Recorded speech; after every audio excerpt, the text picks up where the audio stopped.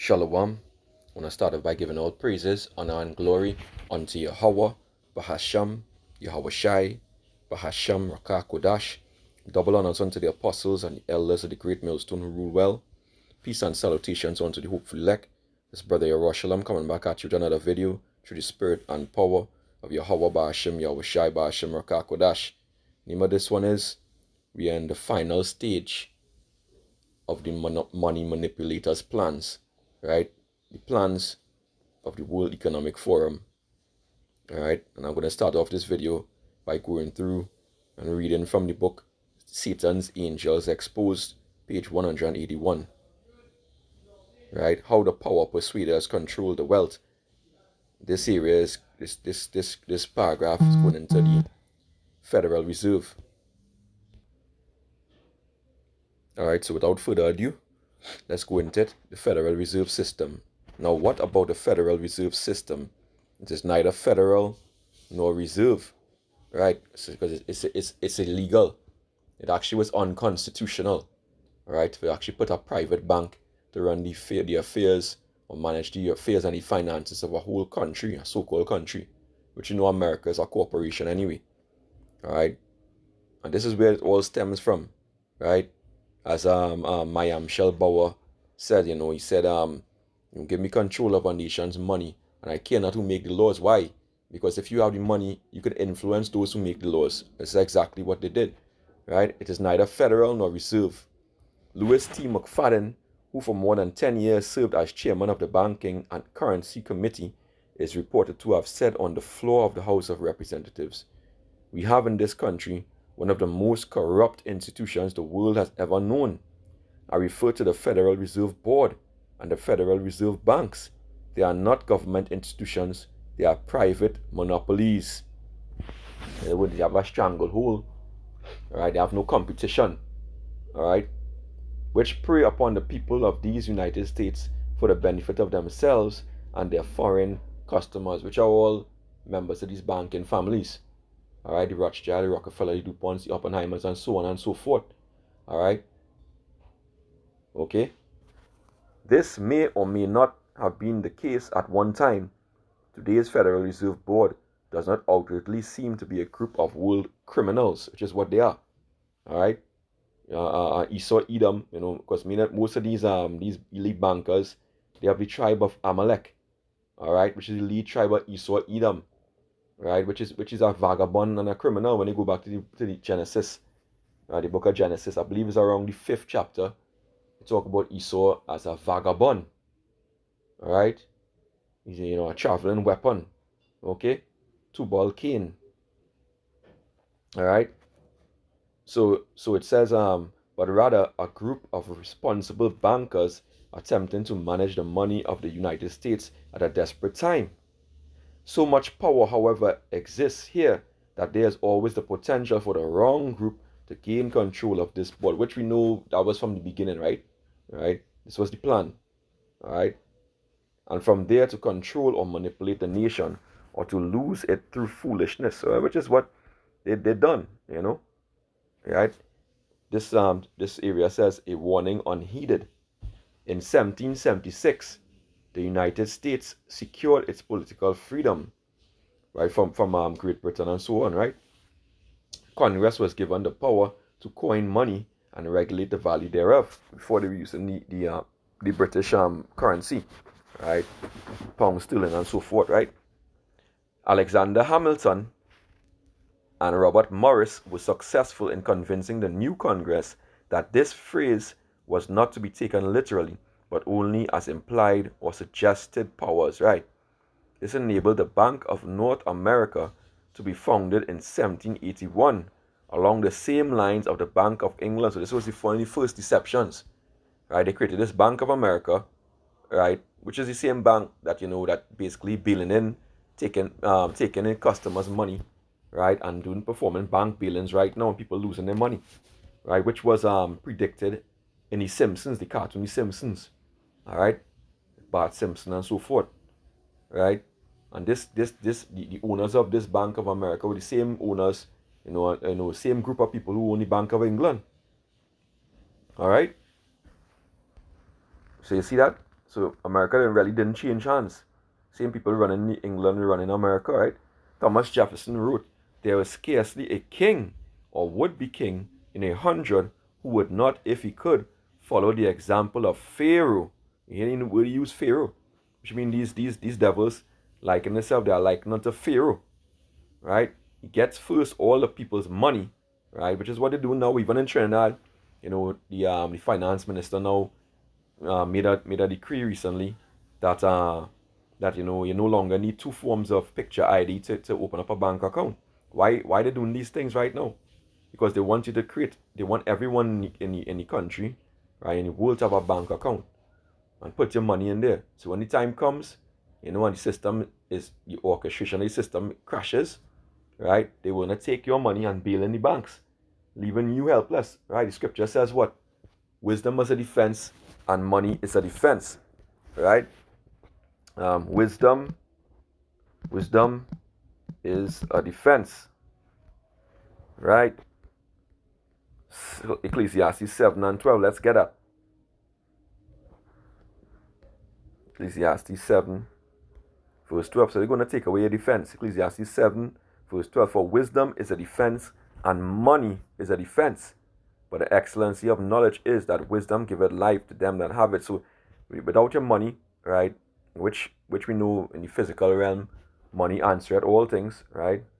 Ecclesiastes 10:19, it says what? A feast is made for laughter and wine maketh merry, but money answereth all things. Yeah, money gives everything, your clothes, your house, your car, all these things. So they know this, and knowing this, they intend to take advantage of you. This is why they targeted your money, right? Because most Jake don't have the faith it takes, to separate themselves from their money. All right? Okay? So first of all, the people's money, then all their lands, which is what they have planned to do. You'll own nothing and be happy. That's what the World Economic Forum preaches. All right? And then make them and their children servants forever. The borrower is servant to the lender. All right? The borrower is servant to the lender. Are we not drifting to this position today? Well, now more than ever we've seen this. All right? Now more than ever. In 1789, George Washington appointed Alexander Hamilton as Secretary of the Treasury. In 1790, Hamilton urged Slovakia. Just jump there. Right, Slovakia about that. Let me read it. In 1790, Hamilton urged the Congress to charter a privately owned corporation as the Bank of the United States. Right? This private bank would have the sole right of issuing currency for the United States. Jefferson strongly opposed this, but George Washington signed the bill on February 25th, 1791. Because he was a big Freemason, right? This part reads, "A den of vipers. General Andrew Jackson recognized the evil of this money system, and addressing bankers said, 'You are a den of vipers. I intend to rout you out.'" Right? In a vetoed message printed to the Senate on July 10, 1832, President Jackson said in part, "It is neither necessary nor proper for the government to transfer its legislative power to such a bank," right? It's going against the Constitution, right? And therefore unconstitutional. It is to be regretted that the powerful and rich too often bend the acts of government to their selfish purposes, right? Because, you control the money, you control the laws, legislation, right? Wicked laws, all right? It's interesting to know that under Jackson's leadership, the national debt was reduced to zero, right? Because he was a man, he understood what was going on. He understood that, these devils were ruling through debt, right? Through lending, right? The borrower servant to the lender. This is why all of us are borrowers to the state. When you look at the debt clock and you check the citizens' debt, you'll find out that. Go to the US debt clock, you'll see that clearly. All right? This was the only time in our entire history that the US government did not owe 1 cent. All right? Some claim, all right, it was the money barons who created the depressions in 1890 and 1907 in order to install a money system to their liking, which is likely what they did. All right? All right? Indeed, the supporters of the Federal Reserve Act of 1913 did promise that it would stabilize the dollar, right? These are the promises they make, right? America would never again see the dollar madly fluctuate, nor, they said, would the dollar lose its purchasing power, right? Which was all a farce. These devils, they pegged the US dollar to the petrol, right, using Saudi Arabia, all right. But before that, they were using electricity. As the Elder Malcolm has said, in his video, right. He basically he saw, in an old fair that there were buses and cars hooked up to electrical power outlets charging. So they had electricity a long time before, all right. But they went to petrol, all right, to prop up the dollar, all right, based on oil price, and therefore they control the oil price in the world. They control the US dollar, right? They keep the US dollar afloat, all right, which is all, the whole US system is all a giant Ponzi scheme anyway, all right. So it says President Wilson recognized the dangers, said a great industrial nation is controlled by its system of credit, right? System of credit, borrowing, right, debt. The growth of the nations, therefore, and all our activities are in the hands of a few men who have come to be one of the worst ruled, one of the most completely controlled governments in the civilized world. No longer a government of free opinion, no longer a government by conviction or a vote of the majority, but a government by the opinion and duress of a small group of dominant men. Right? And this was their plan in the first place. It goes down to the war books, but I'm not going to go into there.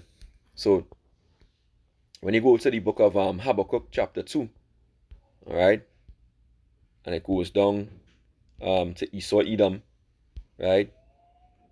I'll read from Habakkuk 2 and verse 5. Yea, also because he transgressed by wine doctrines, he is a proud man, neither keepeth at home, who enlargeth his desire as hell, and is as death, and cannot be satisfied, but gathereth unto him all nations, and heapeth unto him all people. Shall not all these take up a parable against him, and a taunting proverb against him, and say, woe is him to him that increaseth that which is not his? Right, this is what these devils did. Taking depositors' money, right, and using it, making millions and billions off of it, right? How long? And to him that ladeth himself with thick clay. So they take your money, you put through the banks, they multiply it, your own money, right, and then they lend you back, they lend back the state, all right, under high interest rates, usury, all right, and then all the nation so-called citizens, have to bear that burden. So in other words, all nation citizens are slaves. All right, it says how long? And to him that ladeth himself with thick clay. Thick clay. Let's see what that thick clay is.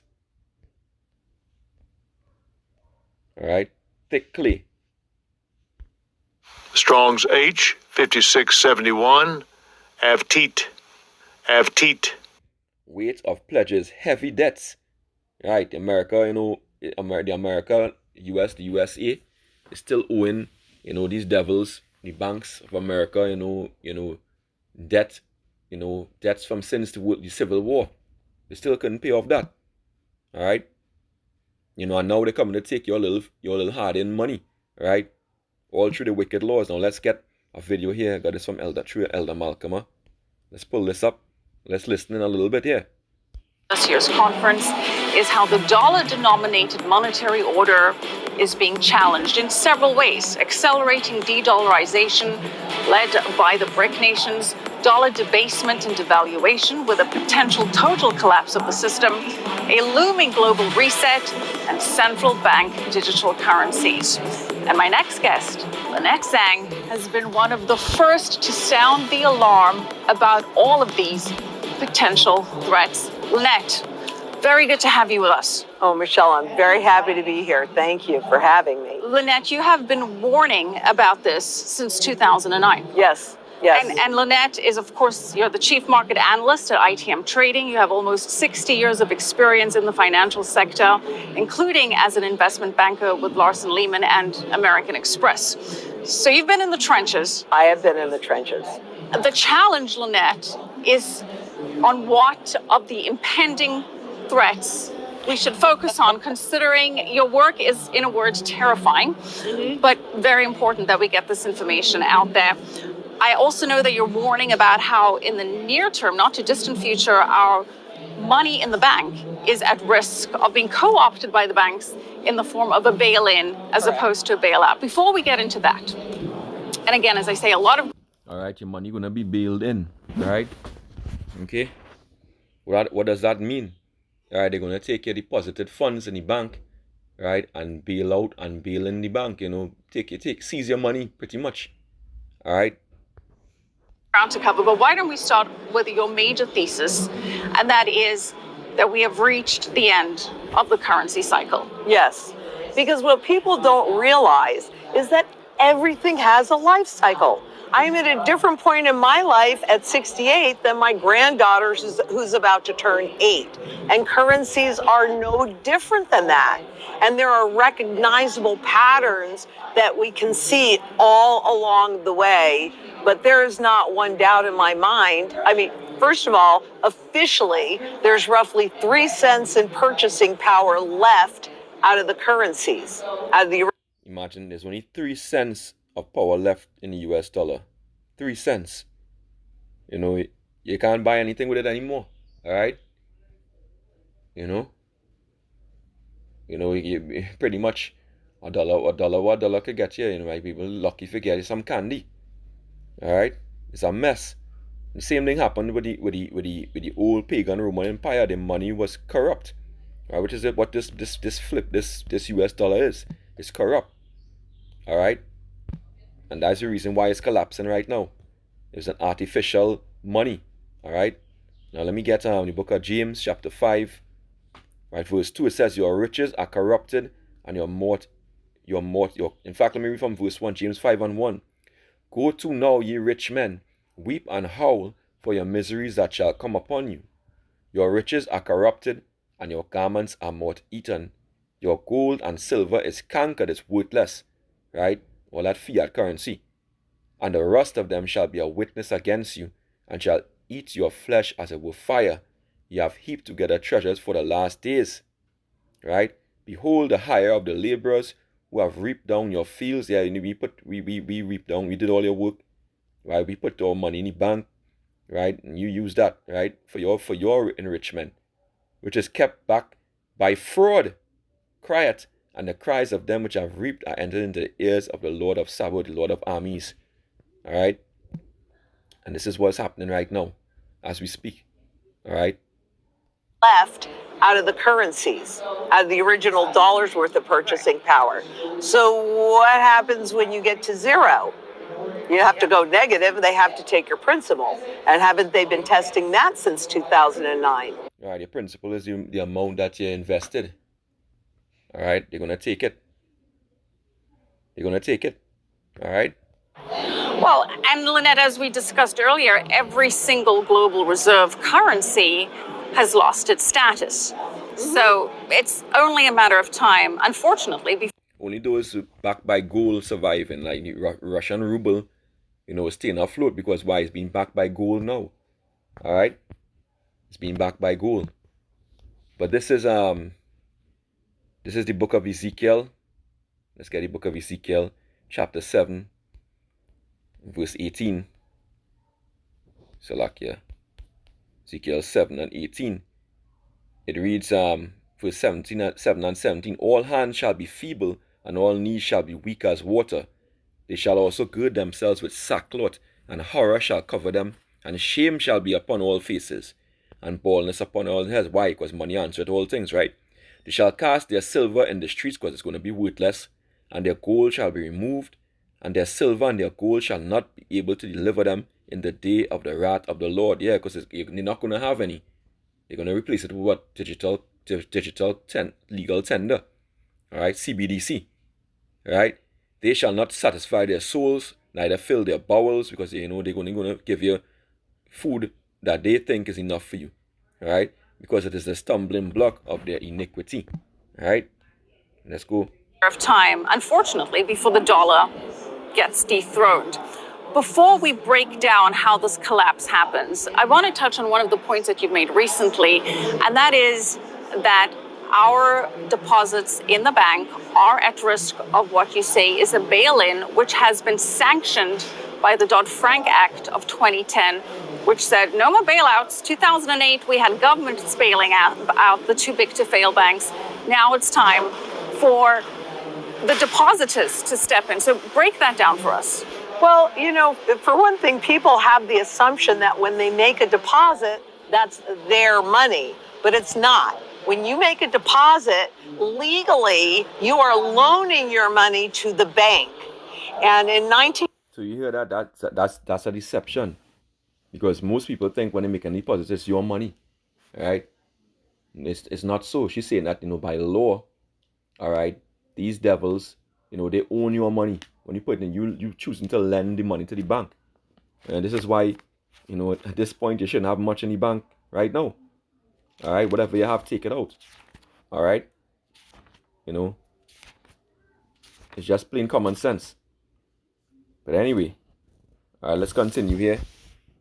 1995, they enacted Regulation D, which legalized and enabled the banks to sweep your deposits into sub-accounts that are in the bank's name, and then use that as collateral for loans. And, frankly, most of the revenue that the banks generate right now is trading revenue, according to the Office of the Comptroller of the Currency.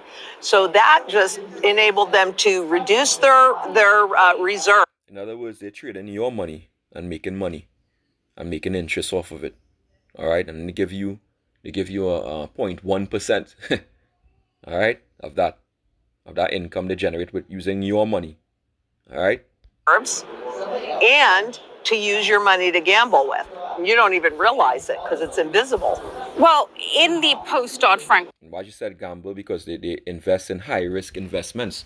All right, in Trinidad they had like Clico Investment Bank, who basically a lot of people lost their money. All right, the government came and bailed them in. Hindu Credit Union was another one. All right, because they were investing people's money in high risky investments and getting back big returns. But eventually it failed, right? And a lot of people lost their money. A lot of people died, got heart attack. All right, they couldn't take it. Well, that's coming back in our worst case scenario, because they're gonna bail in. You're gonna lose all of your money, not even some. Some people recovered some, because of deposit insurance and whatnot. They did. Listen, it's gonna be a lot of people gonna perish just hearing that their money is gone. All right. Well, like you say, you're not simply a customer or depositor. You're actually legally classified as an unsecured creditor. Exactly. And legally, anyone that carries a balance over $250,000 by law can have the money directly taken from their account without permission to help the bank stay afloat if need be. And they'll take out if you have less money than 200,000, they're gonna take your money anyway. All right, they're gonna take your money, and if you have $1, they're gonna take that. $5, they're gonna take that. $10, $100, $500, they're gonna take it. All right, because what they're coming with now is something to want you completely defenseless. All right, completely defenseless. Correct. Why should we be concerned, though, that moment could happen sooner rather than later, that the banks may need to resort to this? Well, number one, if most of their revenue is generated by trading and not by lending, and remember right now, central banks are raising interest rates to fight the inflation that they caused by their reckless money printing, right? Right, every dollar that they print is worth less than the one that came before. All right, that's why you have so much hyperinflation. All right, going on right now, the prices and everything's going up. You also have shrinkflation. The size of the packaging going down and the price staying the same. All right, the size of the product going down, decreasing, and the price staying the same. Shrinkflation. Go check it out. All right. Absolutely. And, and by the way, even though this says this is prop money, what are the ones that are issued by the governments? It's garbage. Right. Gold is real money. It's rubbish. Right? The Lord said the gold is mine and the silver is mine. That's real money. Right? Everything else is just an imitation of it. But what we're seeing in the banking system is as they raise the interest rates, the system is falling apart because it's really been based upon a never-ending compounding of debt. And so the interest rates have been in a steady decline since the early 80s, and now they're anchored at zero. And central banks, when they tried to raise the rates in 2016, It was a big fat fail into 2019, wasn't it? They tried to raise the rates and then they couldn't. They dropped them all the way down. Now, with what they've done with interest rates, we've actually broken that, 40, 50-year trend line? That's significant. Anytime there is a pattern shift, you don't even have to understand what that means, right? But when there's a pattern shift, what that's telling you is that there is change afoot. And the bigger that pattern shift is, the greater the change that's coming. Yeah. I've actually always wanted to have money rain down on me. Not quite like this, but, had to be more specific in my wish there. But fun and games aside, Lynette, this is very serious stuff. Because if you have over $250,000 in the bank can come and take it. And it's not an Bank will take less than that, as I said before. Abstract concept. We saw that happen in Cyprus in 2013. Well, what they did in Cyprus, too. The first bail-in took everything. They ignored the deposit insurance scheme, which is... Right, and the deposit insurance scheme, is basically, as she's going to explain it, it's just a control and organization that they set up, basically, for the different banks and financial institutions to ensure deposits up to a certain amount, right, from loss, right, for customers to reassure them and have faith in the financial institutions, all right? But as she said in Cyprus, they didn't even take on the deposit insurance. They took everything from the customers, and that's exactly what they're going to do now, right? That's exactly what they're going to do in this time, okay? The U.S. was put in 33 to get people comfortable with making the deposit in the banks, right? So they actually enacted that, and at the same time, they separated investment risk-taking banks with deposit-taking banks. And then in 99, they eliminated that separation. So in 95, they enabled Reg D, which allowed them to sweep those funds underneath. And then just a few years later, they allowed the merger of risk-taking trading banks with deposit-taking banks. And now Wall Street really has full access to your deposits. Right, full access. They can take it. They can take all the deposits and use them for risky investments. All right, which lose big. They gain, and then after, when they lose, you lose. All right. So they getting all the benefits, and you stand in all the risks. What would be the inflection point, though, that would make the banks need to do this? Well, first of all, how does that play out? Like, paint that picture for us. Well, it is a crisis, and a crisis of confidence. So if you attempt to run on the banks, well, they're going to stop you cold. And if we go back to what was happening in 2008 and 2009, people were losing a lot of confidence because of that crisis, right? But I think that what's really interesting, using Cyprus as an example, because that's really where they tested it. Number one, you can see where the French and German banks had been investing a lot of money in Cyprus. And then all of a sudden, in 2011, they took that money out. And so it looks like this peak like that.